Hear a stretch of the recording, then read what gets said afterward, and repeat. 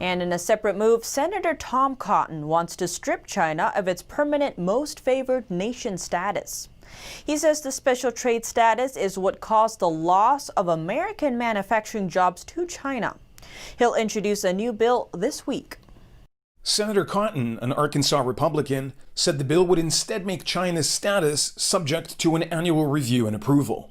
This week is the 20-year anniversary of granting China permanent most favored nation status, something that Joe Biden voted for and that he still defends to this day, even though making that most favored nation status permanent and automatic, putting it on autopilot every year, led to the so-called China shock when we sent millions and millions of our manufacturing jobs to China. The move to give China the status normalized trade relations between the United States and China. It also opened the floodgates to American investment in China and encouraged U.S. companies to develop China-centric supply chains. Cotton said that by making the special status subject to annual review and approval, this would put pressure on China's communist leaders to uphold their trade obligations and the rights of their own citizens.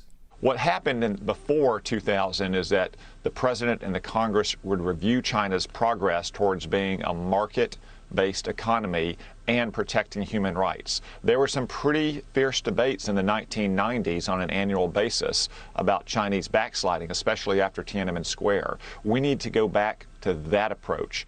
The Trump administration has criticized China for unfair trade practices like intellectual property theft and forced technology transfers. In 2018, President Trump launched an effort to rebalance the U.S.-China trade relationship. When negotiations on a trade deal stalled, Trump imposed tariffs, which now total around $400 billion.